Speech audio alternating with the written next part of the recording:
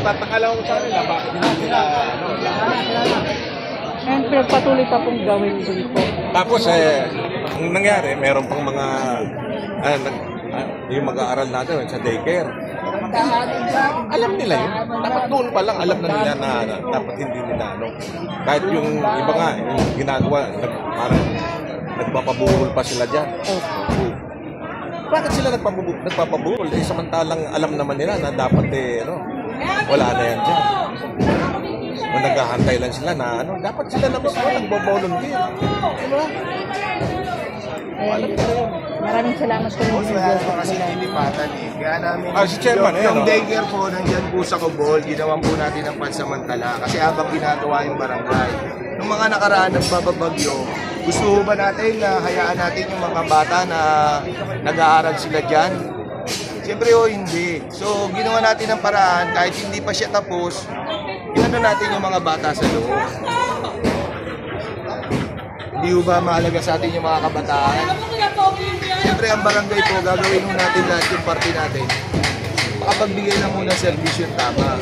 Ang anak ko po, na-address na po yan ng DSWD. Naintindihan po natin po doon sa mga daycare na... kagaya po niya, meron po tayong 40 bata ho na nag-aaral dyan. Saan po natin makakasagot niya dyan? Saan po natin ililipat dyan? Kaya parating dito mamaya yung DSWD. Para... okay lang naman po. Gusto ni Mayor kaya susunod doon tayo.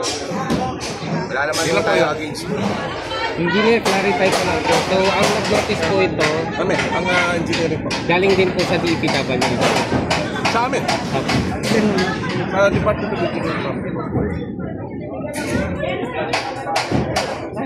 Ayan na. Ito na ang sitwasyon. Barangay 208 ay ginigiba na. Ayan.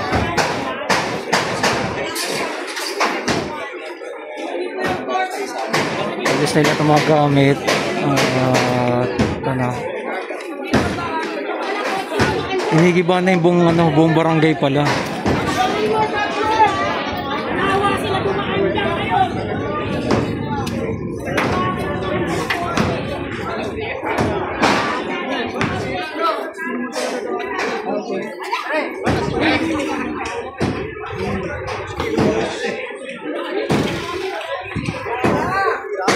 Ayan, barangay 208 ginigiba na. Tanong natin kay Chairman kung saan sila nilipat. So, yung location nila. Dahil ginigiba na.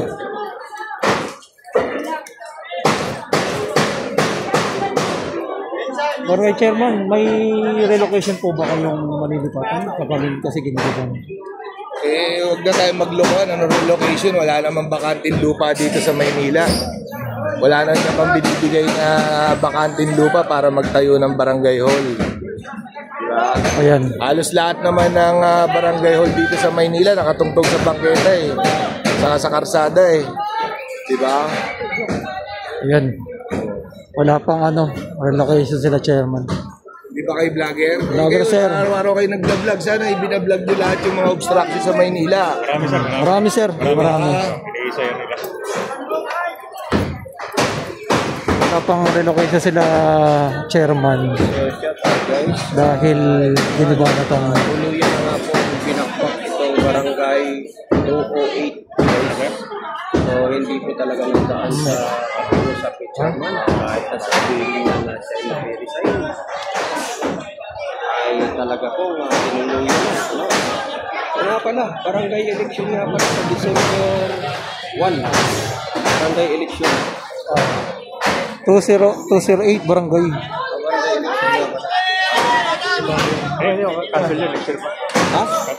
Cancel ba? Wala pang in-announce Wala pa. Tuloy pa rin ang registration Yung barangay sukat guys. Barangay sukat. General sukat pala. Si General sukat.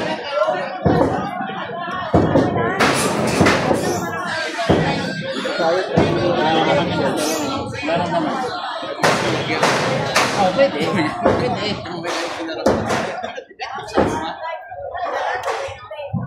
Ang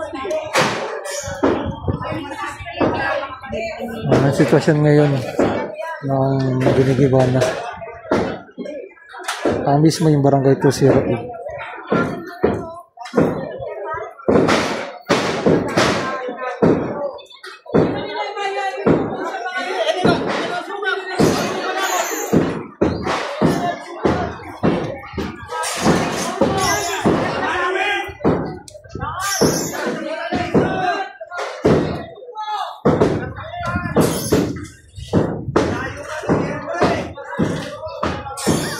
Wasak talaga, wawasakin talaga yung buong barangay.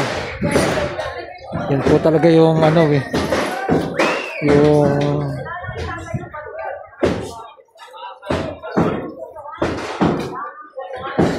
utos talaga.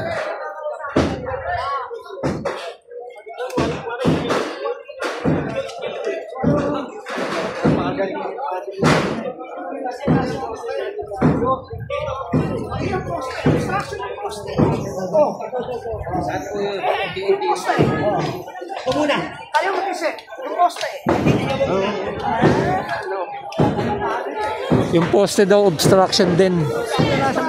Nasa bangketa. Kailangan gibain din. Yung poste. No? Itong poste kasi nakasagabal din sa gitna. Nadaanan talaga mismo. Kaya sabi ng mga tao, dapat tanggalin din nila. Yan.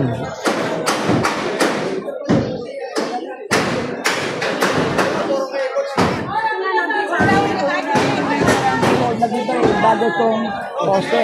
At saka itong basketball court. Wala naman tapos na. Naputol na to.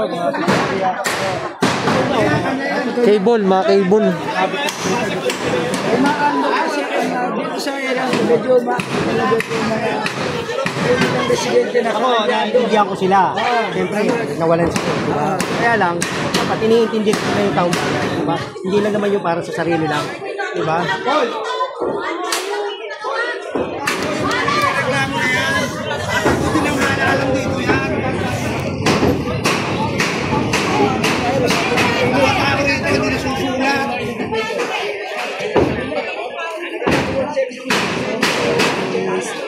Ano talaga?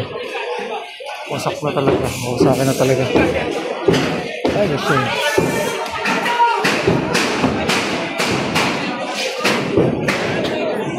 Ayan o. Kita nyo guys.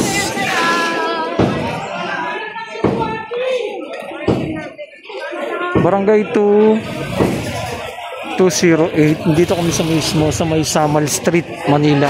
Yan. Ito LRT 1 na to Nasa LRT 1 na Kaya ang Ginigibana na talaga mismo.